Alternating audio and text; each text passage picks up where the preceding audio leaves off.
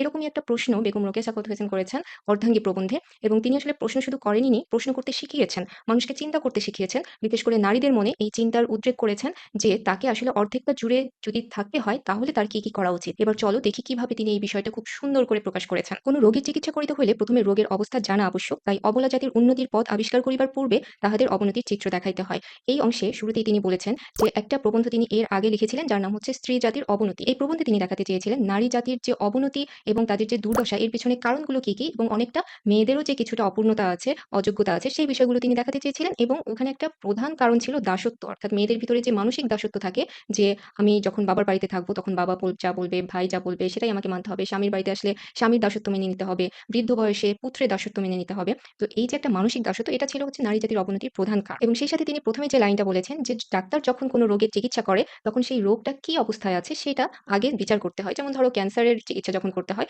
তখন সেই ক্যান্সারটা কোন স্টেজে আছে এবং রোগীর অবস্থা কতটা খারাপ সেটা আগে নির্ণয় করে তারপরে চিকিৎসা নির্ধারণ করা হয়। সেই ব্যাপারটা তিনি এখানে ব্যবহার করেছেন যে এই যে আমাদের স্ত্রী জাতির অবনতি বা নারীদের পিছিয়ে পড়া এটা একটা সমাজের রোগ এবং এই রোগটা চিকিৎসা করতে হলে এটা থেকে বের হতে হলে এটা কতটা খারাপ অবস্থায় আছে সেটা তিনি আগে দেখাতে চেয়েছিলেন। ঠিক যেমন রোগের খারাপ অবস্থাটা আগে বর্ণনা করতে হয় এবং সেই খারাপ অবস্থার বর্ণনা করার আগে তিনি তার আগের প্রবন্ধ যে লেখার অভিজ্ঞতা সেটা বলেছেন যে স্ত্রী জাতির অবনতি প্রবন্ধ লেখার পরে বেশ কিছু সমালোচনা ওঠে তার বিরুদ্ধে। তার মধ্যে প্রধান ছিল যে পাঠক-পাঠিকারা এরা ভেবে নিল যে বেগম রোকেয়া সাখাওয়াত হোসেন হয়তো পর্দা প্রথার বিরোধী। অর্থাৎ তিনি চান না যে মেয়েরা পর্দা করুক বা ঘরে থাকুক, এরকম চান না। তাদের ঘর থেকে বের করতে চাচ্ছেন, তাদের পর্দা ছাড়া করতে চাচ্ছেন। এইরকম একটা সমালোচনার মুখে তিনি পড়েন এবং এই বিষয়টা তিনি এই প্রবন্ধের শুরুতে একটু ক্লিয়ার করে নিয়েছেন যে এইখানে গোড়া পর্দাপ্রিয় ভগ্নীদের অবগতির জন্য ২-১ টা কথা বলিয়ে রাখা আবশ্যক বোধ করি। আমি অবরোধ প্রথার বিরুদ্ধে দণ্ডায়মান হই নাই। অবরোধ প্রথা মানে হচ্ছে পর্দা প্রথা। কেহ যদি আমার স্ত্রী জাতির অবনতি প্রবন্ধে পর্দা বিদ্বেষ ছাড়া আর কোনো উদ্দেশ্য দেখিতে না পান তবে আমাকে মনে করিতে হইবে আমি নিজের মনোভাব উত্তম রূপে ব্যক্ত করিতে পারি নাই অথবা তিনি প্রবন্ধটি মনোযোগ সহকারে পাঠ করেন নাই। তিনি বলেই দিয়েছেন যে এখানে একটা ভুল বোঝাবুঝি তৈরি হয়েছে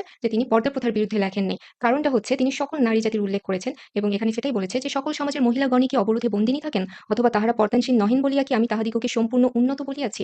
অর্থাৎ এই বিষয়গুলো তিনি কিন্তু ওই আগের প্রবন্ধে উল্লেখ করেছেন সেটাই তিনি এখানে ব্যাখ্যা করেছেন এবং তিনি খুব ক্লিয়ারলি এখানে বলে দিয়েছেন যে আমি মানসিক দাসত্বের আলোচনা করেছি। অর্থাৎ যে দাসত্বটা মানসিক, এই মানসিক দাসত্ব তৈরি হয় নারীদের ভিতরেই। তারা নিজেরাই এই দাসত্বটা তৈরি করে নেয় বা মেনে নেয়। এটাই হচ্ছে নারী জাতির অবনতির মূল কারণ। মূল কারণটা কিন্তু পর্দা প্রথা নয়। কোনো একটা নতুন কাজ করিতে গেলে সমাজ প্রথমত গোলযোগ উপস্থিত করে এবং পরে সেই নতুন চালচলন সহিয়া লয়। তাহারই দৃষ্টান্ত স্বরূপ পার্সী মহিলাদের পরিবর্তিত অবস্থার উল্লেখ করিয়াছি। পূর্বে তাহারা ছত্র ব্যবহারের অধিকারিণী ছিলেন না। তারপর তাহাদের বাড়াবাড়িটা সীমা লঙ্ঘন করিয়াছে। তবু তো পৃথিবী ধ্বংস হয় নাই। এখন পার্সী মহিলাদের পর্দামোচন হইয়াছে সত্য কিন্তু মানসিক দাসত্ব মোচন হইয়াছে কি? অবশ্য হয় নাই। অর্থাৎ মেয়েদের দাসত্ব এবং স্বাধীনতার সাথে পর্দার যে কোনরূপ সংঘর্ষ নেই সেটা তিনি এখানে খুব চমৎকারভাবে ব্যাখ্যা করেছেন ইরানের মহিলাদের দিয়ে। পার্সী হচ্ছে ইরানের অধিবাসী যারা। তো এই ইরানে যেটা হয়েছিল যে একটা সময় ছিল যে পার্সী মহিলারা এতটাই বেশি পর্দার ভিতরে তাদের থাকতে হতো যে তারা ছাতা ব্যবহারেরও অনুমতি পেতেন না। খুব কঠোর ব্যবস্থা ছিল। আর তিনি যখন এই প্রবন্ধটা লিখছেন তখন সমাজ অনেক আধুনিক হয়েছে এবং তখন তারা পর্দা থেকে বের হয়েছে এবং তার ভাষায় এটা বাড়াবাড়ি সীমা লঙ্ঘন করেছে। কিন্তু তাই বলে কি তারা মানসিক দাসত্ব থেকে মুক্ত হয়েছে? কেন হয়নি? কারণ তারা যখন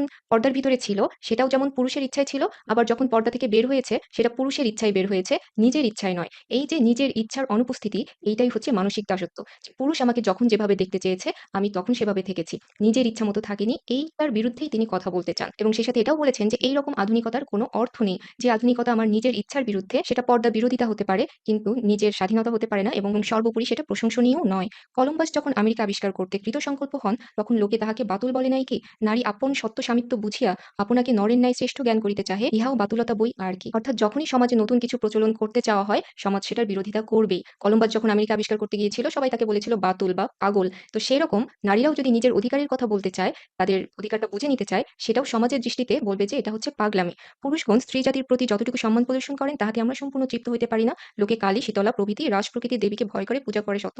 আচ্ছা, এখানে বলা হয়েছে যে পুরুষগণ স্ত্রী জাতিকে যথেষ্ট সম্মান দেয়। আমরা তো আমাদের সাহিত্যে দেখি যে নারীকে দেবী হিসেবে স্থাপন করা হয়েছে, মায়ের পায়ের নিচে বেহেশত স্থাপন করা হয়েছে, মাকে, স্ত্রীকে সম্মানের অতি উচ্চ আসনে বসানো হয়েছে। কিন্তু সেটা শুধু সাহিত্যেই যেন হয়ে থাকে এবং বাস্তবে যেটা কি হয় যে ওই শ্রদ্ধাটা কিন্তু যে নারীটা সংসারে কাজ করছে সেটা আসলে সেইভাবে পায় না। এবং তিনি বলেছেন হিন্দু ধর্মে যেসব দেবীকে শ্রদ্ধা করা হয়, পূজা করা হয় সেগুলোকে ভয় পেয়ে করা হয়। কিন্তু বাস্তবে নারীদের সাথে তো ওই ভয়ের সম্পর্ক নেই এবং ওই শ্রদ্ধাটা কিন্তু আসলে হয় না বা আসে না বা সমাজও সেখানে শিখায় না। নারীকে শিক্ষা দেবার জন্য গুরুলোকে সীতা দেবীকে আদর্শরূপে দেখাইয়া থাকেন। সীতা অবশ্যই পর্দানসীন ছিলেন না। তিনি রামচন্দ্রের অর্ধাঙ্গী, রানী, প্রণয়নী এবং সাহচরী। আর রামচন্দ্র প্রেমিক, ধার্মিক সবই। কিন্তু রাম সীতার প্রতি যে ব্যবহার করিয়াছেন তাহাতে প্রকাশ পায় যে একটি পুতুলের সঙ্গে কোনো বালকের যে সম্বন্ধ সীতার সঙ্গে রামের সম্বন্ধও প্রায় সেইরূপ। তিনি এখানে রাম এবং সীতার উদাহরণ দিয়ে বুঝিয়েছেন যে সীতাকে একটা আদর্শ হিসেবে মানা হয় যে সকল নারী সীতার মতো সতী সাবিত্রী হওয়া উচিত। কিন্তু সীতার আসলে কি অবস্থা ছিল? তার নিজস্ব কোনো ইচ্ছাশক্তি ছিল না এবং তাকে সবসময় তার স্বামীর সাথেই থাকতে হয়েছে। স্বামী যেভাবে চেয়েছে সেভাবেই করতে হয়েছে। এমনকি শেষ পর্যন্ত স্বামীর ইচ্ছা অনুযায়ী তাকে অগ্নি পরীক্ষা দিতে হয়েছে। অর্থাৎ তার প্রতি যখন যেভাবে বিশ্বাস করা হয়েছে, অবিশ্বাস করা হয়েছে সেটা কিন্তু তাকে মেনে নিতে হয়েছে। এই কারণেই সীতাকে একটা দেবীর আসনে বসানো হয়েছে। কিন্তু বাস্তবে নারীরা তো সীতা নয় এবং সেই অর্থে সীতা আসলে রামের হাতের পুতুল ছিলেন। সেটা তিনি এখানে বলেছেন যে, বালক যেমন পুতুল হারালে পুতুলের বেদনায় অস্থির হয়ে যায়, সেরকম সীতাকে হরণ করার পরে রামের অবস্থা সেরকম ছিল। ওটা কিন্তু আসলে ভালোবাসা না। যে ভালোবাসাটা একজন মানুষ আশা করে মানুষের কাছ থেকে, সেই ভালোবাসা না। এটা একেবারেই পুতুলের প্রতি বালকের যে অধিকার সেটার মতো লেগেছে। তার কারণ হচ্ছে হারানো পুতুল ফিরিয়া পাইলে আহ্লাদে আটখানা হইতে পারে, আবার বিনা কারণে রাগ করিয়া পুতুলটা কাদায় ফেলিয়া দিতে পারে। কিন্তু পুতুল বালকের কিছুই করিতে পারে না। কারণ হস্তপদ থাকা সত্ত্বেও পুত্তলিকা হচ্ছে অচেতন পদার্থ।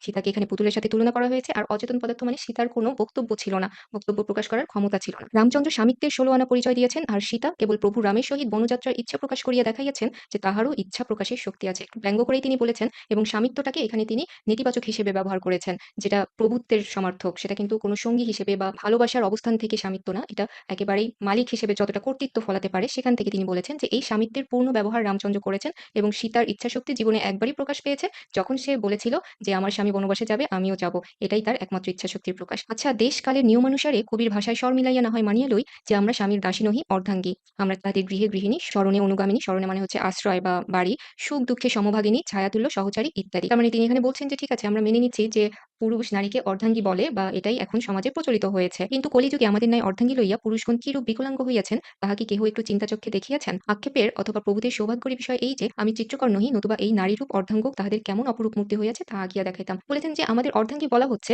কিন্তু আমাদের মতো অর্ধাঙ্গী মানে তো শরীরের অর্ধেক অংশ। তো আমাদের মতো অর্ধেক অংশ নিয়ে তাদের পূর্ণ অংশটা কেমন দেখাবে সেটা তিনি বর্ণনা করতে চাচ্ছেন এবং বলছেন যে তাদের সৌভাগ্য যে আমি ছবি আঁকতে পারি না, না হলে আমি এঁকে দেখাতাম যে এই বিকলাঙ্গ মূর্তিটা কেমন দেখায়। এখন কেন এই বিকলাঙ্গ মূর্তিটা বলছে পরের অংশে খুব সুন্দর করে তিনি ব্যাখ্যা করেছেন। মনে করুন কোন স্থানে পূর্ব দিকে একটি বৃহৎ দর্পণ আছে যাহাতে আপনি আপাদমস্তক নিরীক্ষণ করতে পারেন। অর্থাৎ একটা আয়নার সামনে তিনি দাঁড়াতে বলেছেন এবং একজন পুরুষকে কল্পনা করতে বলেছেন যে আপনার দক্ষিণাঙ্গ ভাগ পুরুষ এবং বামাঙ্গ ভাগ স্ত্রী। দক্ষিণ মানে হচ্ছে ডান দিকের অংশ হচ্ছে পুরুষ এবং বাম দিকের অংশটা স্ত্রী এবং এই দর্পণের সম্মুখে দাঁড়াইয়া কি দেখতে হবে আপনার দক্ষিণ বাহু তার মানে ডান হাত দীর্ঘ ৩০ ইঞ্চি এবং স্থূল, বাম বাহু দৈর্ঘ্যে ২৪ ইঞ্চি এবং ক্ষীণ। দক্ষিণ চরণে বা ডান পা হচ্ছে দৈর্ঘ্যে ১২ ইঞ্চি আর বাম পা অতিশয় ক্ষুদ্র। এখন কেন এই বাম পা ক্ষুদ্র? কারণ ওই যে নারীদের অবস্থার কথা বর্ণনা করছে যে আপনারা বলছেন যে আমরা হচ্ছে আপনার অর্ধাঙ্গী, শরীরের অর্ধেক অংশ। কিন্তু সমান অধিকারটা তো আমরা পাচ্ছি না এবং আমাদের সমাজের যে খুব নিচু অবস্থা, এই অবস্থা নিয়ে যদি আপনি আমাকে অর্ধাঙ্গী বলেন তাহলে সম্পূর্ণ শরীরটা একটা বিকলাঙ্গ মনে হবে। কারণ এক পাশটা অনেক উঁচু, স্থূল, পুষ্ট এবং অন্য অংশটা হচ্ছে ক্ষীণ বা রোগাক্রান্ত বা ছোট। তো এভাবে তো আসলে একটা পূর্ণাঙ্গ মানুষ হতে পারে না এবং আরো ব্যাখ্যা করে বলেছেন যে কাঁধ যদি একটা উঁচু হয় একটা নিচু হয় মাথা তো একদিকে হেলে পড়বে। আবার ২ টা কানের বর্ণনা দিয়েছেন যে দক্ষিণ কর্ণ বা ডান কান হচ্ছে হস্তিকর্ণের ন্যায় বৃহৎ বা হাতির কানের মতো অনেক বড় একটা কান একদিকে, আরেকটা কান হচ্ছে রাসব কর্ণের ন্যায় দীর্ঘ। রাসব মানে হচ্ছে গাধা। অর্থাৎ এক কান হাতির কানের মতো আরেক কান হচ্ছে গাধার কানের মতো। অর্থাৎ অর্ধাঙ্গ বলা হচ্ছে ঠিকই কিন্তু কোনো অংশের সাথে কোনো অংশের মিল নেই। তাহলে তো এভাবে হচ্ছে না। শুধু বড়, বড় শব্দ দিয়েই বর্ণনা করা হচ্ছে কিন্তু বাস্তব বিষয়টা একেবারেই আলাদা। এবং আরো একটা উদাহরণ তিনি বলেছেন যে ঠিক আছে এই মূর্তির কথা বাদ দেন। অন্য একটা বিষয় বলেছেন যে দ্বিচক্র शकট অর্থাৎ ২ চাকাওয়ালা গাড়ি, সাইকেল যেরকম ২ চাকা দ্বিচক্র शकট সেই রকম একটা গাড়ি যদি এরকম হয় যে এক চাকা অনেক বড় এবং আরেকটা চাকা সেই চাকার চেয়ে ছোট তাহলে কি সেই গাড়ি বেশি দূর যেতে পারবে? যদি গাড়িকে বেশি দূরে যেতে হয় তাহলে অবশ্যই চাকাগুলোকে সমান হতে হবে। অর্থাৎ সমাজকে যদি এগিয়ে যেতে হয়, একটা সংসারকে যদি এগিয়ে যেতে হয় তাহলে নারী এবং পুরুষকে অন্তত পক্ষে কাছাকাছি টাইপের হতে হবে, সমান হতে হবে, সমান অধিকার হতে হবে, যোগ্যতায়ও সমান হতে হবে। অধিকার মানে সবকিছু সমান দিলাম এরকম না। নারীদের দিক থেকেও কিন্তু এগিয়ে আসতে হবে এবং যোগ্যতা বৃদ্ধি করতে হবে। না হলে সেই शकট অধিক দূরে অগ্রসর হতে পারবে না এবং সে কেবল একই স্থানে ঘুরিতে থাকবে এবং একই স্থানটা হচ্ছে গৃহকোণ অর্থাৎ শুধু এই বাড়ির মধ্যেই ঘুরবে, বের হয়ে আর সমাজকে এগিয়ে নিয়ে যেতে পারবে না। সমাজের বিধি ব্যবস্থা আমাদিগকে তাহাদের অবস্থা হইতে সম্পূর্ণ পৃথক রহিয়াছে। তাহাদের সুখ দুঃখ এক প্রকার, আমাদের সুখ দুঃখ অন্য প্রকার। অর্থাৎ সমাজের ব্যবস্থাটাই এরকম যে পুরুষের সুখ দুঃখ একরকম হয়ে গেছে, নারীদের সুখ দুঃখ আরেক রকম হয়ে গেছে। চিন্তা ভাবনাটাই ২ ভাগে ভাগ করেছে এবং এখানে রবীন্দ্রনাথের একটা কবিতা দিয়ে একটা উদাহরণ দিয়েছেন যে পুরুষটা বলছে যে, "কেন সখী কোণে কাঁদিছ বসিয়া?" সে তার অল্প বয়স্কা স্ত্রীকে জিজ্ঞাসা করছে, "তুমি কাঁদছো কেন?" এবং তার স্ত্রীর ভাষায় তার দুঃখের কারণটা হচ্ছে, "পুষি মেনিটিরে ফেলিয়া এসেছি ঘরে।" অর্থাৎ নারীর দুঃখ যেন ওই বিড়াল ফেলে আসার দুঃখ, এইটাই হচ্ছে তার সবচেয়ে বড় দুঃখ। এটা রবীন্দ্রনাথের কবিতা অনুযায়ী এবং আবারও যখন বর জিজ্ঞাসা করে, "কি করিছ বনে কুঞ্জ ভবনে? খেতেছি বসিয়া টোপা ফুল।" আবার বর যখন তাকে জিজ্ঞাসা করে যে, "জগৎ ছানিয়া কি দিব আনিয়া জীবন করি ক্ষয়? তোমাতরে সখী বলো করিব কি?" তখন তার স্ত্রী বলে, "আরো কুল পারো গোটা ছয়।" অর্থাৎ স্ত্রীর আকাঙ্ক্ষা হচ্ছে এই পর্যন্তই যে আরো কিছু বড়ই পেরে আনো। তার মানে সমাজে সমাজের নারী সদস্যদের আশা আকাঙ্ক্ষা, দুঃখবোধ এগুলো কি এটা যেন সমাজে নির্ধারণ করে দেয় এবং সমাজের ধারণা যেটা সে প্রচার করতে চায়, প্রকাশ করতে চায় যে এইসব ছোটখাটো বিষয়ই হচ্ছে নারীর জগৎ। এর চেয়ে বড় জগৎ সে পেতে পারে না। সুতরাং দেখা যায় কন্যাকে এরূপ শিক্ষা দেওয়া হয় না যাহাতে সে স্বামীর ছায়াতুল্য সহচরী হইতে পারে। প্রভুদের বিদ্যার গতির সীমা নাই, স্ত্রীদের বিদ্যার দৌড় সচরাচর বোধোদয় পর্যন্ত। অর্থাৎ সমাজই এরকম একটা সিস্টেম তৈরি করে দিয়েছে যে নারীরা সেই সুযোগটা পাচ্ছে না যে পুরুষের সহচরী হতে পারে। তার মানে তিনি আগে যে একটা বিকলাঙ্গ আকৃতির বর্ণনা দিয়েছেন সেটার দায় কিন্তু নারী পুরুষ আছেই তো, সবারই আছে এবং সমাজেরও আছে। কারণ এই সুযোগটা দিতে হবে যাতে একটা পাশ শরীরের একটা পাশ আরেকটা পাশের সমান হতে পারে। স্বামী যখন পৃথিবী হতে সূর্য ও নক্ষত্রের দূরত্ব মাপেন, স্ত্রী তখন একটা বালিশের ওয়ারের দৈর্ঘ্য প্রস্থ সেলাই করিবার জন্য মাপেন। অর্থাৎ স্বামী যেখানে নক্ষত্রের দূরত্ব মাপছে, স্ত্রী মাপছে বালিশের কভার। স্বামী যখন কল্পনার সাহায্যে সুদূর আকাশে গ্রহ নক্ষত্রমালা বেষ্টিত সৌরজগৎ বিচরণ করেন, সূর্যমণ্ডলের ঘনফল তুলাদণ্ডে ওজন করেন, অর্থাৎ মহাকাশ নিয়ে বা বিজ্ঞানের অন্য বিষয় নিয়ে খুব গুরুত্বপূর্ণ গবেষণা করছেন একজন স্বামী, তার স্ত্রী কি করছে? রন্ধনশালায় বিচরণ করেন, চাউল-ডাউল ওজন করেন এবং রাঁধুনির গতি নির্ণয় করেন। অর্থাৎ তার জগৎটা রান্নাঘরের মধ্যেই সীমাবদ্ধ। বলি জ্যোতির্বিদ্যা মহাশয়, আপনার পার্শ্বে আপনার সহধর্মিণী কই? অর্থাৎ যে অর্ধাঙ্গী বলছেন সেটা শুধু শব্দেই বলছেন, কিন্তু আপনার জীবনে তো আপনার অর্ধাঙ্গী নেই। বোধহয় গৃহিণী যদি আপনার সঙ্গে সূর্যমণ্ডলে যান, তবে তথায় পৌঁছিবার পূর্বেই উত্তাপে বাষ্পীভূত হইয়া যাইবেন, তবে সেখানে গৃহিণী না যাওয়াই ভালো। একটু খোঁচা দিয়ে বলছেন যে আপনার স্ত্রীও যদি আপনার সাথে গবেষণায় করেন বা সূর্যের কাছাকাছি যান, তাহলে বোধহয় সূর্যের আগুনে সে পুড়ে যাবে। এই কারণে স্ত্রীকে আপনারা গবেষণায় অংশ নিতে দিচ্ছেন না। অনেকে বলেন স্ত্রীলোকদের উচ্চশিক্ষার প্রয়োজন নাই। মেয়ে চর্বচস্য রাঁধিতে পারে, বিবিধ প্রকার সেলাই করিতে পারে, ২-৪ খানা উপন্যাস পাঠ করিতে পারে, ইহাই যথেষ্ট। এটা অনেকের মনোভাব, যেটা এখনো হয়তোবা অনেকের মধ্যে আছে যে মেয়েদের অত পড়াশোনার দরকার নেই। মেয়েরা হচ্ছে ঘরের কাজ শিখবে, সেলাই শিখবে, তারপরে রান্নাবান্না শিখবে, তাহলেই যথেষ্ট। আর বেশি আবশ্যক নাই। কিন্তু ডাক্তার বলেন যে আবশ্যক আছে। যেহেতু মাতার দোষগুণ লইয়া পুত্রগণ ধরাধামে কণ্ঠস্থ বিদ্যার জোরে FA, ABA পাস হয় বটে, কিন্তু বালকের মনটা তাহার মায়ের সহিত রান্নাঘরেই ঘুরিতে থাকে। ইদানিংকালে বিজ্ঞান কি বলছে যে একজন মায়ের সন্তান কেমন হবে, তার দৈহিক শক্তি কতটা হবে, মেধা মনন কতটা হবে, সেটা তার মায়ের উপরে নির্ভর করছে। এ কারণে বলছে যে সমাজ হয়তো একরকম বলে মেয়েদের শিক্ষার প্রয়োজন নেই, কিন্তু ডাক্তাররা এখন উল্টোটা বলছে। আমার জনৈক বন্ধু তার ছাত্রকে উত্তর দক্ষিণ প্রভৃতি দিক নির্ণয়ের কথা বুঝাচ্ছিলেন। একটা উদাহরণ দিচ্ছে তার বন্ধুর, যে তার ছাত্রকে তিনি কোনটা কোন দিক সেটা শিখাচ্ছিলেন এবং এখানে একটা কৌতুক আছে ছোট, যে শেষে তিনি প্রশ্ন করলেন, যদি তোমার দক্ষিণ হস্ত পশ্চিমে এবং বাম হস্ত পূর্বে থাকে, তবে তোমার মুখ কোন দিকে থাকবে? অর্থাৎ ডান হাতটা থাকবে হচ্ছে পশ্চিম দিকে আর বাম হাতটা থাকবে হচ্ছে পূর্ব দিকে। তাহলে মুখটা কোন দিকে থাকবে? স্বাভাবিকভাবেই দক্ষিণ দিকে হওয়ার কথা। কিন্তু এই ছেলে কি উত্তর করল? আমার পশ্চাৎ দিকে, অর্থাৎ পিছনের দিকে। তো এই যে বালকের মাথায় বুদ্ধিশুদ্ধির যথেষ্ট অভাব আছে, এর জন্য তিনি মনে করছেন যে ওই যে সে যে তার মায়ের সাথে থাকে, মা সারাক্ষণ রান্নাঘরে থাকে, মায়ের যথেষ্ট পড়াশোনা করা হয়নি। কাজেই তার বুদ্ধিটা যথেষ্ট গড়ে ওঠে নাই, বা মায়ের সাহচর্যে যতটা তার মেধাবী হয়ে ওঠার কথা ছিল সেটা হয়নি। এর কারণটা হচ্ছে মায়েরা শিক্ষিত নয়। যদি শিক্ষিত থাকতো, ছোট, ছোট এসব কমন সেন্স গুলো তার ভিতরে গড়ে উঠত। যাহারা কন্যার ব্যায়াম করা অনাবশ্যক মনে করেন, তাহারা দৌহিত্র চোখে হৃষ্টপুষ্ট পালোয়ান দেখতে চান কি? অর্থাৎ অনেকেই তাদের মেয়েরা যে ব্যায়াম করবে এটা একেবারেই অপ্রয়োজনীয় মনে করেন। কিন্তু তারা তাদের দৌহিত্র অর্থাৎ নাতি, মানে মেয়ের ছেলে, তো এদেরকে কিন্তু ঠিকই আবার শক্তিমান দেখতে চায় বা তাদের শরীরে শক্তি দেখতে চায় এবং তাদের এই নাতি যাতে ঘুষি খেয়ে থাপ্পড় মারতে পারে এরকম ইচ্ছাও তারা পোষণ করেন। কিন্তু নাতি কিন্তু এরকম শক্তিমান হবে না যদি তার মেয়েটা রোগা থাকে। এটাই তিনি পরের লাইনে বলেছেন যে তাহারা সুকুমারী গোলাপ লতিকায় কাঁঠাল ফলাইতে চান। অর্থাৎ মেয়েকে বানিয়েছেন গোলাপের লতার মতো নরম কোমল, কিন্তু সেখানে কাঁঠালের মতো শক্ত ফল আশা করছেন। খ্রিস্টিয়ান সমাজে যদিও স্ত্রী শিক্ষার যথেষ্ট সুবিধা আছে, তবু রমণী আপন সত্ত্ব ১৬ আনা ভোগ করিতে পায় না, তাহাদের মন দাসত্ব হইতে মুক্তি পায় না। স্বামী ও স্ত্রী কত পরিমাণে জীবনের পথে পাশাপাশি চলিয়া থাকেন বটে, কিন্তু প্রত্যেক উত্তমার্ধই বা বেটার হাফ তাহাদের অংশীর বা পার্টনারের জীবনে আপন জীবন মিলাইয়া তন্ময়ী হইয়া যান না। স্বামী যখন ঋণ জালে জড়িত হইয়া ভাবিয়া ভাবিয়া মরমে মরিতেছেন, স্ত্রী তখন একটা নতুন টুপির চিন্তা করিতেছেন, কারণ তাহাকে কেবল মূর্তিমতী কবিতা হইতে শিক্ষা দেওয়া হইয়াছে, তাই তিনি মনোরমা কবিতা সাজিয়া থাকতে চান। ঋণ দায়রূপ গদ্য অবস্থা তিনি বুঝতে অক্ষম। এবারে তিনি খ্রিস্টান সমাজের উল্লেখ করে বলেছেন যে খ্রিস্টান সমাজ যথেষ্ট অগ্রসর এবং সেখানে স্ত্রীকে অনেক সুবিধা দেওয়া হয় বা শিক্ষার ব্যবস্থা করে দেওয়া হয়, কিন্তু সেখানেও মেয়েরা মানসিক দাসত্ব থেকে মুক্তি পায় না এবং এটার জন্য অনেকটা মেয়েরাও দায়ী এবং তারা নিজেরাও কিন্তু দায়িত্ববোধটা অনুভব করে না বা করতে চায় না, যে তাদেরও একটা সংসারের প্রতি দায়িত্ব আছে। যেখানে তাকে সুবিধা দেওয়া হচ্ছে তাকেও তো তার বিনিময়ে কিছু দিতে হবে। এই জিনিসটা ওই মেয়ের ভিতরেও তৈরি হয় না, এটাকেও তিনি দাসত্ব বলেছেন এবং সেখানে বলেছেন যে স্বামী যখন ঋণ জালে জড়িত, তখন তো সে অংশগ্রহণ করতে পারে, স্বামীর দুঃখ দূর করার চেষ্টা করতে পারে বা নিজে কাজ করার চেষ্টা করতে পারে, কিন্তু সেটা না করে সে একটা সুন্দর জীবন বেছে নিয়েছে, যে সে সেলাই-টেলাই করবে, এটা করেই দিন শেষ এবং সে জীবনের কঠিন বাস্তবতার মুখোমুখি হতে চায় না। এটাকেই তিনি গদ্য আর পদ্যের রূপকে বলেছেন, যে পদ্য হচ্ছে একটা কবিতার মতো সুন্দর একটা বিষয় তার জীবন হবে, সে নিজে একটা কবিতার মতো বিষয় হবে, কিন্তু গদ্যের মতো বাস্তবিক হবে না, কঠিন কোনো কিছুর সম্মুখীন সে হতে চায় না। এখন মুসলমান সমাজে প্রবেশ করা যাও। মুসলমানের মতে আমরা পুরুষের অর্ধেক, অর্থাৎ ২ জন নারী একজন নরের সমতুল্য। এবার তিনি মুসলিম সমাজের কথা বলছেন এবং এখানে যে সম্পত্তি বন্টনের বিষয় আছে সেই বিষয়ে তিনি আলোকপাত করেছেন, যে ছেলে যে অংশটা পায়, নারী পায় হচ্ছে তার অর্ধেক এবং সেখানে যদি ২ টা ভাই আর ১ টা বোন থাকে কোনো পরিবারে, তাহলে সেখানে সব মিলিয়ে হবে ২.৫ জন। সম্পত্তির ভাগটা হবে ২.৫। আপনারা মোহাম্মদী আইনেও দেখতে পাইবেন যে বিধান আছে, পৈতৃক সম্পত্তিতে কন্যাপুত্রে অর্ধেক ভাগ পাইবে। এই নিয়মটি কিন্তু পুস্তকেই সীমাবদ্ধ। যদি আপনারা একটু পরিশ্রম স্বীকার করিয়া কোনো ধনবান মুসলমানের সম্পত্তি বিভাগ করা দেখেন কিংবা জমিদারি পরিদর্শন করতে যান, তবে দেখিবেন কার্যত কন্যার ভাগে শূন্য কিংবা যৎসামান্য পড়িতেছে। এটা একেবারেই বাস্তব কথা। সবাই হয়তো এ বিষয়ে দেখে থাকবে বা আরেকটু বড় হলে বুঝবে যে আইন অনুযায়ী যদিও মেয়েদের অর্ধেক সম্পদ দেওয়ার কথা হয়, যে একটা ছেলে যতখানি পাবে তার অর্ধেক পাবে মেয়ে। কিন্তু বাস্তবে কিন্তু সেটা দেওয়া হয় না। কারণ কি? সম্পত্তি যখন ভাগ করা হয়, ভাইয়েরা বলে, "ও তো আসবেই আমাদের বাড়িতে, খাবে-দাবে, একে আবার কেন সম্পত্তি দিতে হবে?" আবার বোনেরাও মনে করে যে সম্পত্তি চাইলে ভাইয়ের সাথে সম্পর্ক নষ্ট হবে, আসা যাওয়ার পথটা বন্ধ হয়ে যাবে। কি দরকার এত জটিলতার মুখে গিয়ে? তো অনেক কিছু চিন্তা করে ২ পক্ষই কিন্তু শেষ পর্যন্ত এই সম্পত্তির সুষম বন্টনটা হয় না। আমি এখন অপার্থিব সম্পত্তির কথা বলব। এটা তো গিয়েছে বস্তুগত সম্পত্তির কথা তিনি বললেন যে এখানে সুষম বন্টন হয় না। এখন অপার্থিব সম্পত্তিটা কি? যেটা বস্তুগত নয়, অর্থাৎ স্নেহ, মমতা, ভালোবাসা, এই বিষয়গুলো কেন সুষম বন্টন হচ্ছে না, সেই বিষয়ে তিনি এখন বলবেন। পিতার স্নেহ, যত্ন ইত্যাদি অপার্থিব সম্পত্তি এবং এখানেও যথেষ্ট পক্ষপাতিত্ব করা হয়। ওই যত্ন, স্নেহ, হিতৈষিতার অর্ধেকই কি আমরা পাই? অর্থাৎ যেটা বস্তুগত সম্পদ বন্টনের একটা আইন আছে যে ভাই যতখানি পাবে বোন পাবে তার অর্ধেক। কিন্তু অবস্তুগত যে সম্পদ, পিতার স্নেহ, মমতা, এইগুলোর ক্ষেত্রে তো কোনো আইন নেই এবং ওই অর্ধেকও আমরা সবসময় পাই না। সেটার কিছু উদাহরণ তিনি দিয়েছেন যে পুত্রের সুশিক্ষার জন্য ৪ জন শিক্ষক নিযুক্ত করা হয়ে থাকে। কিন্তু মেয়ের শিক্ষার জন্য কি ২ টা শিক্ষক নিযুক্ত করা হয়? অর্থাৎ সমাজ তো তখন অনেক বেশি পিছিয়ে ছিল। এখন কতটা তোমরা মিলাতে পারবে আমি সে বিষয়ে কোনো মন্তব্য করব না। তবে তখনকার সমাজে এটাই চরম বাস্তবতা ছিল যে পুত্রের তুলনায় নারীদের সুযোগ দেওয়া হতই না বলা চলে এবং যেখানে পুত্র ৩ টা পাস করে বিএ পর্যন্ত, সেখানে কন্যা ১.৫ টা পাস করে কি ১.৫ টা পাস মানে হচ্ছে একটা এন্ট্রান্স পাস যেটা মেট্রিক বা এসএসসি এবং পরেরটা হচ্ছে ইন্টারমিডিয়েট বা এফএ। এফএ ফেলটাকে তিনি এখানে অর্ধেক বলেছেন।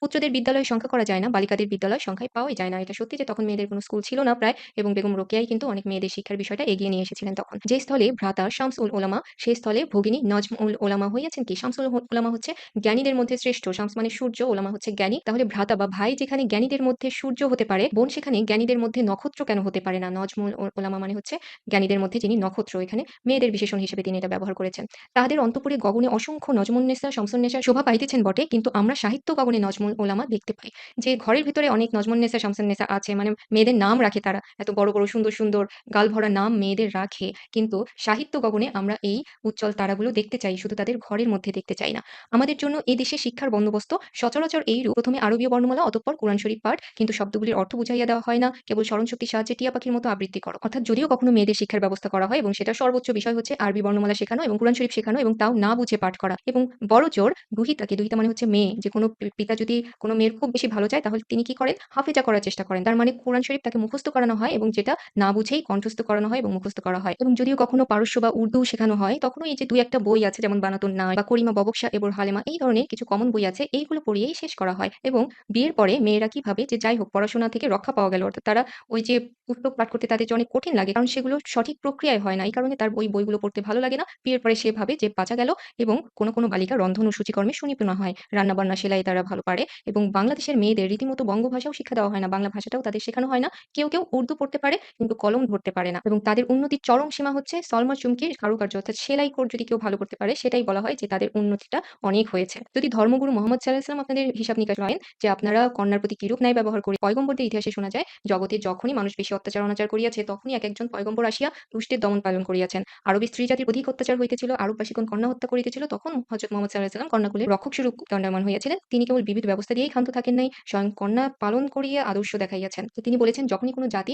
অনেক অন্যায় অবিচার করা শুরু করেছে তখন তাদেরকে রক্ষা করার জন্য কোনো না কোনো নবী প্রেরণ করা হয়েছে এবং আরবের অধিবাসীরা যখন মেয়েদের উপর অনেক অত্যাচার করত, কন্যা শিশু জীবন তো পুঁতে ফেলত, তখন কিন্তু এই অবস্থা থেকে তাদের উত্তরণের জন্য হযরত মুহাম্মদ সাঃ প্রেরণ করা হয়েছিল এবং তিনি শুধু এই অবস্থার পরিবর্তনই করেননি, মেয়েদের অধিকারের বিষয়টা নিশ্চিত করেছিলেন এবং নিজের জীবনেও কিন্তু তিনি সেটা প্রতিফলন করিয়েছেন। তার জীবনটা ফাতেমাময় হয়েছে, অর্থাৎ তিনি ফাতেমাকে এত স্নেহ করতেন এবং সেটা অন্য মানুষদের জন্য, তার অন্য সাহাবীদের জন্য শিক্ষণীয় হয়ে গিয়েছিল। কিন্তু এই বিষয়টা এখন তো মোটেও সেরকম না। সেটাই তিনি বলেছেন যে যদি আপনাদের প্রিয় নবী আপনাদের জিজ্ঞাসা করেন যে তোমরা আমাদের শেখানো কি করলে? তাহলে আপনারা কি জবাব দিবেন? আহা! তিনি নাই বলিয়া আমাদের এই দুর্দশা, তবে আইসো ভগিনীগণ আমরা সকলে সমস্বরে বলি করিমা ববকশা এবর হালিমা, অর্থাৎ করিম অবশ্যই আমাদের কৃপা করবেন। সবকিছু যেন আল্লাহর উপরে ছেড়ে দেওয়া, যে আল্লাহ আমাদের দেখবেন বা দয়া করবেন, যেহেতু সাধনায় সিদ্ধি। আমরা করিমের অনুগ্রহ লাভের জন্য যত্ন করলে অবশ্যই তার করুণা লাভ করব। আমরা ঈশ্বর ও মাতার নিকট ভ্রাতাদের অর্ধেক নহি। অর্থাৎ আমরা ঈশ্বরের কৃপা লাভ করতে পারি। কারণ ঈশ্বরের কাছে কিন্তু আমরা কখনোই অপার্থিব স্নেহ মমতায় অর্ধেক হওয়ার কথা যেটা পিতার কাছে ছিল, ঈশ্বরের কাছে কিন্তু সেটা না এবং মায়ের স্নেহও কিন্তু আমরা বঞ্চিত নই। সেটা যদি হতো, এরূপ স্বাভাবিক বন্দোবস্ত হইতো, পুত্র সেখানে ১০ মাস স্থান পাইবে, দুহিতা সেখানে ৫ মাস। অর্থাৎ ঈশ্বর যদি আমাদের প্রতি বৈষম্য করতেন তাহলে ছেলে যদি মায়ের পেটে ১০ মাস থাকতো, মেয়ে থাকতো ৫ মাস। অর্থাৎ ঈশ্বরের পক্ষ থেকে কিন্তু কোনো বঞ্চনা নেই এবং মায়ের স্নেহও নেই। তাহলে মায়ের দুধ যতটা ছেলের জন্য আসে, মেয়ের জন্যও কিন্তু অর্ধেক আসতো। সেই কথাটাই তিনি এখানে বলেছেন, পুত্রের জন্য যতখানি দুগ্ধ আমদানি হয়, কন্যার জন্য তাহার অর্ধেক। সেরূপ তো নিয়ম নাই। অর্থাৎ আমরা জননী স্নেহ মমতা ভ্রাতার সমানই ভোগ করি। মাতৃহৃদয়ে পক্ষপাতিত্ব নেই। অর্থাৎ মায়ের স্নেহে পক্ষপাতিত্ব নেই বললেই চলে। তবে কেমন করিয়া বলিব ঈশ্বর পক্ষপাতী? ঈশ্বর যে আমাদের প্রতি বৈষম্য করেন, আমাদের একটু কম দেওয়ার চেষ্টা করেন, সেটাও তো আমরা বলতে পারি না। তিনি কি মাতা অপেক্ষা অধিক করুণাময় নয়? তার মানে ঈশ্বর তো অবশ্যই মায়ের অপেক্ষাও অনেক বেশি মমতাবান, স্নেহবান। তিনি কেন আমাদেরকে বঞ্চিত করবেন? আমি এবার রন্ধন ও সূচিকার্য সম্বন্ধে যাহা বলিয়াছি, তাহাতে আবার যেন কেহ মনে না করেন যে আমি সূচিকর্ম ও রন্ধন শিক্ষার বিরোধী। অর্থাৎ তিনি একটু ক্লিয়ার করে দিচ্ছেন যে আমি একটু আগে বলেছি মেয়েরা শুধু রান্না করতে শেখে বা সেলাই করতে শেখে। তার মানে এই না যে আমি এগুলোর বিরোধিতা করছি। বেগম রোকেয়া এগুলোর বিরোধিতা করছেন। কারণ জীবনের প্রধান প্রয়োজনীয় বস্তু অন্ন বস্ত্র, সুতরাং রন্ধন ও সেলাই অবশ্যই শিক্ষণীয়। যেহেতু এগুলো আমাদের একদম মৌলিক চাহিদার সাথে জড়িত, কাজেই অবশ্যই এগুলো শেখা দরকার। কিন্তু তাই বলে জীবনটাকে শুধু রান্নাঘরেই সীমাবদ্ধ করে রাখা যাবে না। স্বীকার করি যে শারীরিক দুর্বলতাবশত নারী জাতির অপর জাতির সাহায্যে নির্ভর করে, তাই বলিয়া পুরুষ প্রভু হইতে পারে না। অর্থাৎ তিনি স্বীকার করছেন যে মেয়েরা তো শারীরিকভাবে দুর্বল। তো এই কারণে অনেক কাজেই পুরুষের উপরে নির্ভর করতে হয়। কিন্তু তার মানে এই না যে পুরুষ নিজেদের প্রভু মনে করবে। কারণ তিনি প্রকৃতির কিছু উদাহরণ দিয়েছেন যে প্রকৃতির প্রত্যেকেই কোনো না কোনো প্রকার সাহায্য প্রার্থনা করে। প্রকৃতির একটা অংশ আরেকটা অংশের উপরে সাহায্যের জন্য নির্ভরশীল। যেমন ধরো তরুলতা যেমন বৃষ্টির সাহায্য প্রার্থী, মেঘও সেইরূপ তরুর সাহায্য চায়। অর্থাৎ বৃষ্টি হতে হলে মেঘ যেমন তৈরি হতে হয় এবং বৃষ্টিটাই তরুলতাকে বাঁচিয়ে রাখে, সেরূপ বৃষ্টি তৈরি হওয়ার জন্য, মেঘটা তৈরি হওয়ার জন্য কিন্তু ওই তরুলতার ভূমিকা আছে। জল বৃদ্ধির নিমিত্ত নদী বর্ষার সাহায্য পায়, মেঘ আবার নদীর নিকট ঋণী। মেঘ হচ্ছে নদী থেকেই তো তৈরি হয়। আবার জল বৃদ্ধির জন্য নদী আবার মেঘের নিকট ঋণী। কিন্তু তাহলে কি হচ্ছে? তবে তরঙ্গিনী কাদম্বিনীর স্বামী না কাদম্বিনী তরঙ্গিনীর স্বামী? তরঙ্গিনী হচ্ছে নদী আর কাদম্বিনী মেঘ। যে একজন যে আরেকজনের উপর নির্ভর করছে, তার মানে কি একজন আরেকজনের স্বামী? তাহলে আমরা যদি পুরুষের উপরে নির্ভর করি, তাহলে পুরুষ কেন নিজেকে স্বামী বলে? এখানে একটু বলে রাখি, স্বামী কথাটার কিন্তু একটা অর্থ আছে, সেটা হচ্ছে প্রভু। যারা অনেক বেশি জ্ঞানী বা খুব সম্মানের চোখে দেখা হয়, তাদের বলা হয় স্বামী। তো এই যে স্বামীর আইডিয়াটা কিন্তু ওখান থেকেই এসেছে যে স্বামী হবে স্ত্রীর সবচেয়ে সম্মানের জায়গা, সেখানে কোনো আপত্তি নেই। কিন্তু প্রভু অর্থটাকেও কিন্তু এখানে ধারণ করা হয় এবং সেটাকেই বেগম রোকেয়া ফোকাস করতে চেয়েছেন। সে কেন প্রভু হতে চাইবে বা স্বামী হতে চাইবে? নির্ভরশীলতার জন্যই যদি স্বামী নাম দেওয়া হয়, তাহলে তো ওই মেঘ নদীর স্বামী হতো বা নদী মেঘের স্বামী হতো। এই স্বাভাবিক নিয়মের কথা ছাড়িয়া কেবল সামাজিক নিয়মে দৃষ্টিপাত করিলেও আমরা তাহা দেখি। কেহ সূত্রধর, কেহ তন্তুবায় ইত্যাদি। অর্থাৎ সমাজে বিভিন্ন পেশাজীবী মানুষ, কেউ কাঠের কাজ করছে, যারা ছুতার তারা হচ্ছে সূত্রধর, তন্তুবায় হচ্ছে যিনি কাপড় বোনেন বা তাঁতি। একজন ব্যারিস্টার ডাক্তারের সাহায্য প্রার্থী, আবার ডাক্তারও ব্যারিস্টারের সাহায্য চাহেন। তো সমাজে বিভিন্ন পেশাজীবী মানুষ একজন আরেকজনের সাহায্য ছাড়া কিন্তু চলতে পারে না। কিন্তু তাই বলে ডাক্তারকে ব্যারিস্টারের স্বামী বলব, নাকি ব্যারিস্টারকে ডাক্তারের স্বামী? অর্থাৎ সাহায্য ছাড়া বা একজনের ভূমিকা ছাড়া সমাজের কোনো পেশাজীবী মানুষই কিন্তু চলতে পারে না। সেখানেও তো তাহলে স্বামিত্বের বা প্রভুত্বের বিষয় নেই। তাহলে একটা মেয়ে একটা ছেলের উপরে নির্ভরশীল হলে কেন সেখানে প্রভুত্ব আসবে বা ওই বিষয়টা প্রতিষ্ঠা করা হবে যে যেহেতু সে আমার উপর নির্ভরশীল, আমিই তার স্বামী। আমরা উত্তমার্ধ, তাহারা নিকৃষ্টার্ধ, আমরা অর্ধাঙ্গী, তাহারা অর্ধাঙ্গ। অবলার হাতেও সমাজের জীবনের মরণের কাঠি আছে। যেহেতু না জাগিলে সব ভারত ললনা, এই ভারত আর জাগিতে পারিবে না। প্রভুতের ভীরুতা কিংবা তেজস্বিতা জননীর ইচ্ছার উপর নির্ভর করে। তবে কেবল শারীরিক বলের দোহাই দিয়া অদূরদর্শী ভাতৃমহোদয় যেন শ্রেষ্ঠত্বের দাবি না করেন। অর্থাৎ মেয়েরা যদি নিজেদের যত্ন নেয়, তাহলে কিন্তু একটা সুস্থ সবল জাতি গঠন হবে। তবে শুধু এই শারীরিক শক্তি বা দৈহিক আকৃতি এটার দোহাই দিয়ে যেন পুরুষ নিজেদের শ্রেষ্ঠ বলে না মনে করেন যে নারীরা দুর্বল, নারীরা সকল কাজ করতে পারবে না। তা আমরা যেহেতু পারবো, আমরা হচ্ছি শ্রেষ্ঠ। আমরা পুরুষের ন্যায় সুশিক্ষা ও অনুশীলনের সম্যক সুবিধা না পাওয়ায় পশ্চাতে পড়িয়াছি। অর্থাৎ নারী জাতি যে পিছনে পড়ে আছে, তার মানে হচ্ছে যথেষ্ট সুযোগ সুবিধা পাচ্ছে না তারা। সমনা সুবিধা পাইলে আমরাও কি শ্রেষ্ঠত্ব লাভ করিতে পারিতাম না? শৈশব আত্মনিন্দা শুনিতেছি, তাই এখন আমরা অন্ধভাবে পুরুষের শ্রেষ্ঠতা স্বীকার করি এবং নিজেকে অতি তুচ্ছ মনে করি। অনেক সময় হাজার হোক ব্যাটা ছেলে বলিয়া ব্যাটা ছেলেদের দোষ মাফ করিয়া অন্যায় প্রশংসা করি। এই তো ভুল। অর্থাৎ আমরাও যেরকম ছোটবেলা থেকে শুনে এসেছি মেয়েরা যে ছেলেরা এরকম করবে, ওরকম করবে। আরো অনেক বিষয় নিয়ে বলা হয়ে থাকে যে হ্যাঁ, তুমি মেয়ে, তুমি এই পর্যন্তই থাকো। এই বিষয়গুলো যে আমরা মেনে নিচ্ছি এবং মেনে নিতে আমরা পিছিয়ে পড়ছি, এটা হচ্ছে আমাদের ভুল। অর্থাৎ মেয়েদেরও কিছু সীমাবদ্ধতা আছে, কিছু ভুল আছে, যে এই যে একটা অবনতি, নারী জাতি পিছিয়ে পড়ে যাচ্ছে, এর জন্য কিন্তু মেয়েদেরও কিছু সমস্যা আছে। এই সমস্যার দিকেই এবার তিনি আঙুল তুলেছেন। আমি ভগিনীদের কল্যাণ কামনা করি, তাহাদের ধর্মবন্ধন বা সমাজবন্ধন ভিন্ন করিয়া তাহাদিগকে একটা উন্মুক্ত প্রান্তরে বাহির করিতে চাই না। অর্থাৎ তিনি বলছেন যে আমি মেয়েদের উন্নতি চাই, তাদের ভালো চাই। তার মানে এই না যে আমি তাদের ঘর থেকে বের করে আনতে চাই, তাদের পর্দা থেকে বের করে আনতে চাই এবং মানসিক উন্নতি করতে হলে যে হিন্দুকে হিন্দুত্ব বা খ্রিস্টানকে খ্রিস্টানি ছেড়ে চলে আসতে হবে, মুসলমানকে ইসলাম ছেড়ে চলে আসতে হবে, বিষয়টা কিন্তু এরকম না। মানসিক দাসত্ব থেকে মুক্ত হতে হলে যে ধর্মে আছে, যে সমাজ ব্যবস্থায় আছে, সেখানে থেকেও এই দাসত্ব থেকে মুক্ত হতে পারে এবং এই মুক্ত হওয়ার প্রত্যাশাটাই কিন্তু তিনি করেছেন। সমাজের সবকিছু বন্ধন বা রীতিনীতি ভেঙে ফেলার কথা কিন্তু তিনি বলেননি। আমরা যে কেবল উপযুক্ত শিক্ষার অভাবে অবনত হইয়াছি, তাই বুঝিতে ও বুঝাইতে চাই। অর্থাৎ তিনি পর্দা প্রথার বিরুদ্ধে না, তিনি বলতে চাচ্ছেন যে আমরা উপযুক্ত শিক্ষার অভাবে পিছিয়ে আছি এবং এটাই তিনি বোঝাতে চাচ্ছেন। অনেকে হয়তো ভয় পাইয়াছেন যে বোধহয় একটা পত্নী বিদ্রোহের আয়োজন করা হইতেছে, অতএব ললনাগণ দলে, দলে উপস্থিত হইয়া বিপাকী রাজকীয় কার্যক্ষেত্রে হইতে তাড়াইয়া দিয়া সেই পদগুলি অধিকার করিবেন। অর্থাৎ তিনি এবার পুরুষদের বলছেন যে আপনারা হয়তো ভাবছেন যে আমি একটা আন্দোলনের ডাক দিচ্ছি এবং মেয়েরা এবার দলে, দলে এসে আপনাদের জায়গাগুলো সব কেড়ে নিবে বা আপনাদের সরিয়ে আপনাদের পেশাগুলো ছিনিয়ে নিবে। সেরকম উদ্দেশ্য কিন্তু বেগম রোকেয়ার নেই। পুরুষগণ আমাদিগকে সুশিক্ষা হইতে পশ্চাৎপদ রাখিয়াছেন বলিয়া আমরা অকর্মণ্য হইয়া গিয়েছি। ভারতে ভিক্ষু ও ধনবান এই ২ দল লোক অলস এবং ভদ্রমহিলার দল কর্তব্য অপেক্ষা অল্প কাজ করে। এবার তিনি মেয়েদের বিষয়ে বলেছেন যে এটা ঠিক যে পুরুষগণ হয়তো আমাদের শিক্ষার ব্যবস্থা করেনি। কিন্তু মেয়েদের সমস্যা কি? তারা তাদের যে দায়িত্ব সেটাও ঠিকমতো করে না। তাদের কর্তব্য অপেক্ষা কাজ করে কম। আমাদের আরামপ্রিয়তা খুব বাড়িয়াছে। অর্থাৎ মেয়েরা কিন্তু অলসও। চাইলেও নিজের শিক্ষার ব্যবস্থা নিজেরা করতে পারত। কিন্তু ওই যে কি দরকার? আমি তো ভালোই আছি। স্বামীর উপরে নির্ভর করে খাচ্ছি, দাচ্ছি, ঘুমাচ্ছি। তো এটা আর খারাপ থাকা কোথায়? এইটা হচ্ছে মেয়েদের সমস্যা যেটা পুরো জাতির উপর প্রভাব ফেলছিল। আমাদের হস্তপদ, মন, চক্ষু ইত্যাদির সদ্ব্যবহার করা হয় না। আমাদের যে একটা সুযোগ আছে, একটা ক্ষমতা আছে, আমরা চাইলে কিছু করতে পারি সেটা আমরা ব্যবহার করি না। আমাদের সম্ভাবনাটা আমরা কাজে লাগাই না। ১০ জন রমণীরত্ন এক হইলে ইহার বিশেষত আপন, আপন অর্ধাঙ্গের নিন্দা এবং প্রশংসা করিয়া বাকপটুতা দেখায় আবশ্যক হইলে কোন্দলও চলে। তো ১০ টা মেয়ে এক হলে কি করে?